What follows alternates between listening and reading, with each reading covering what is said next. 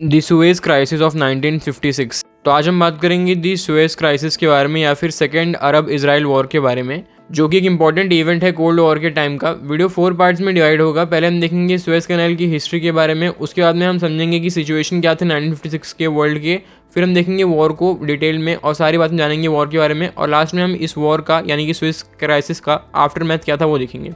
तो first point जानने से पहले यानी कि सुएज कैनाल की हिस्ट्री समझने से पहले आप 2 मिनट लेके इजिप्ट की जो मॉडर्न हिस्ट्री है 1900 के बाद की उसे समझ लीजिए। ये मैं बात कर रहा हूँ 1922 के बाद की, जब इजिप्ट के रूलर थे सुल्तान फौद वन। ये उनकी इमेज आप सामने देख सकते हैं। ये यूनाइटेड किंगडम के बैठाए हुए एक पपेट लीडर थे जिनको यूके ने इजिप्ट में अपने कंट्रोल को बनाए रखने के लिए रखा था, और इजिप्ट के अंदर यूके की आर्मी उस टाइम पे कंट्रोल में थी, और जो यूके की गवर्नमेंट थी यानी कि जो यूके का रॉयल किंगडम था वो यूके से कंट्रोल कर रहा था इजिप्ट को। सुल्तान केवल नाम के इजिप्ट के लीडर थे, मेन कंट्रोल यूके गवर्नमेंट का ही था उस टाइम पर इजिप्ट में। 1900 के टाइम पे यूके की जो मेन कॉलोनी था एशिया में वो भारत ही था, जहाँ से वो अपने रॉ मटेरियल्स को इंपोर्ट करता था चीप प्राइस में, और फिर लेटर इंडस्ट्रियल रिवॉल्यूशन के चलते यूके से फिनिश गुड्स बनाकर एशिया के अपने बाकी कॉलोनीज में और अफ्रीका में और इंडिया में उनको सोल्ड करके प्रॉफिट बनाता था। बाकी तो आपको पता ही होगा कॉलोनियल हिस्ट्री क्या है वर्ल्ड की। तो सुएज कैनाल की बात करते हैं, जिसकी कंस्ट्रक्शन स्टार्ट हुई थी 1859 में और कंप्लीट हुई 1869 में, यानी कि सुएज कैनाल को बनाने के लिए 10 ईयर्स लगे थे। सुएज कैनाल ने एक सब्स्टिट्यूट का काम किया ओल्ड रूट के लिए, जो कि यूरोप की प्राइमरली यूके की एशियन कॉलोनीज को यूके से जोड़ता था, जो कि जिसे ओल्ड रूट भी कहते हैं, जिसे आप मैप में देख सकते हैं कि कैसे ये यूरोप से स्टार्ट होता था और साउथ ऑफ अफ्रीका से होते हुए यानी कि केप ऑफ गुड होप से होकर भारत आता था।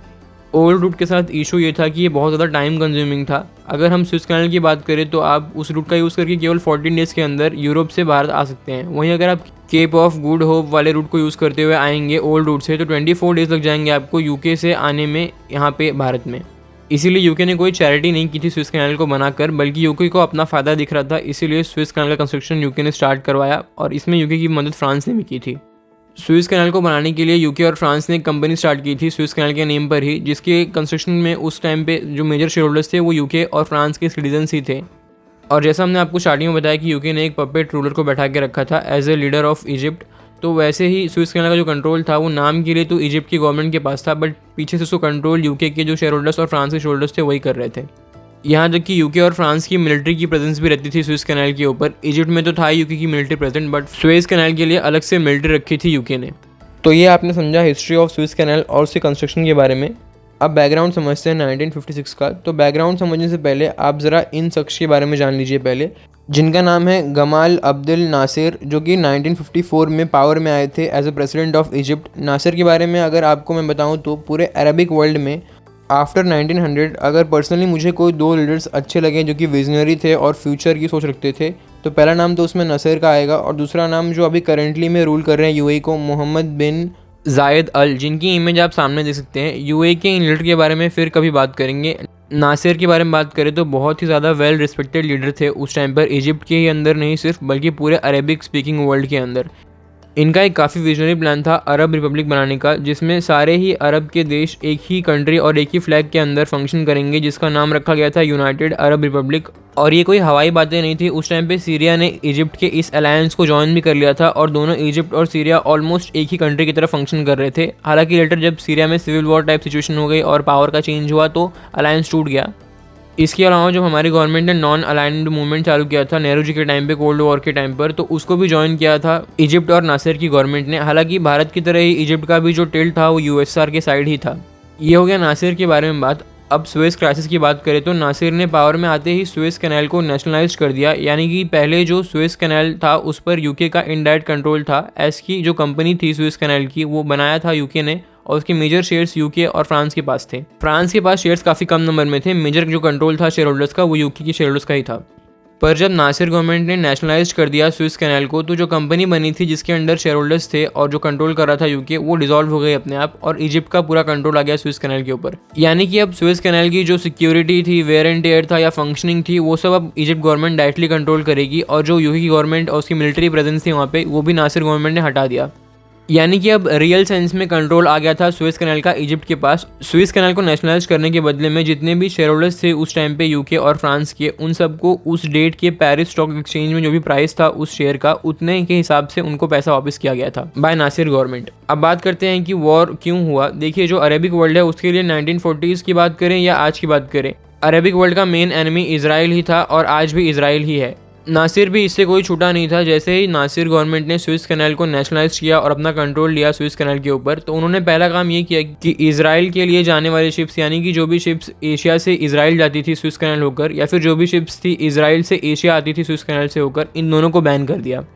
ये मेन रीज़न बना कि क्यों स्विस क्राइसिस हुआ और वॉर ब्रेकआउट हो गया 1956 में। और इसराइल ने इसके रिस्पॉन्स में अटैक कर दिया इजिप्ट के ऊपर। जी हाँ, प्राइमरी अटैक और प्राइमरी जो वॉर था वो सिर्फ इसराइल और इजिप्ट के बीच में ही था। लेटर यूके और फ्रांस ने इस वॉर को ज्वाइन कर लिया as a supporter of Israel. हालांकि ये दोनों ही नेशंस ने ऑफिशियल रीज़न दिया था कि वो इसराइल को सपोर्ट करने के लिए वॉर में आ रहे थे, बट मेन रीज़न जो था वो ये था कि जो एशिया और अफ्रीका में उस टाइम पर कॉलोनिज्म ख़त्म हो रहा था, लेकिन जो यूके और फ्रांस दोनों के इंटरेस्ट थे वो अभी भी अपनी कॉलोनीज़ में थे। स्पेशली ऑयल को लेकर मिडल ईस्टर्न नेशन में जो यूके की इंटरेस्ट थे और फ्रांस के इंटरेस्ट थे वो काफ़ी ज़्यादा थे। और जो ऑयल जाने का रूट था वो स्विस कैनाल से होकर जाता था, तो अपने ऑयल को सेफ रखने के लिए यूके और फ्रांस अपनी मिलिट्री प्रेजेंस रखते थे स्विस कैनाल पर। इसलिए यूके और फ्रांस ने इसराइल का सपोर्ट किया इस वॉर में।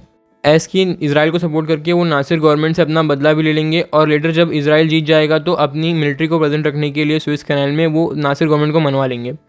अब देखिए, जो इजिप्ट की उस टाइम पे आर्मी थी उसके लिए अकेला इसराइल ही काफ़ी था। अब जब यूके और फ्रांस दोनों ने ज्वाइन कर लिया इसराइल को, तो इजिप्ट का कोई चांस नहीं था इस वॉर में जीतने का, और इजिप्ट की एक डिसाइसिव लॉस हुई इस वॉर के अंदर। अगर हम नंबर्स की बात करें तो वॉर में इसराइल के 720 सोल्जर्स की डेथ हुई थी, यूके के 22 सोल्जर्स की और फ्रांस के 10 सोल्जर्स की डेथ हुई थी।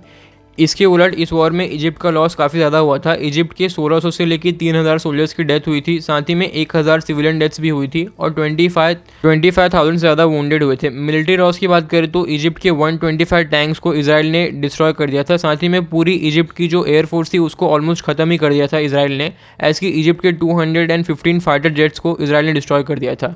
जैसा आप मैप में देखते हैं कि पहले इसराइल सिर्फ इतना ही था, बट जब ये वॉर चल रहा था उस टाइम पे यूके और फ्रांस की हेल्प से इसराइल ने इस वॉर में पूरे सिनाइन पेनिनसुला, जो कि इजिप्ट का पार्ट है, इतने बड़े एरिया पे कब्जा कर लिया था।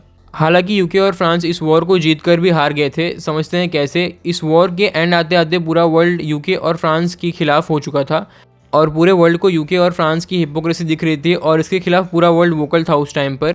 यूएसए, जो कि मेन एलाय था यूके का उस टाइम पर, उसने भी यूके को बहुत लताड़ा था, एज कि यूके ने इस इन्वेजन को बिना यूएसए से कंसल्ट करे स्टार्ट कर दिया था। और लेटर यूएसए ने यूके को अनकंडीशनली अपनी फोर्सेस को विड्रॉ करने के लिए बोला सिनाइन पेनिनसुला और इजिप्ट से।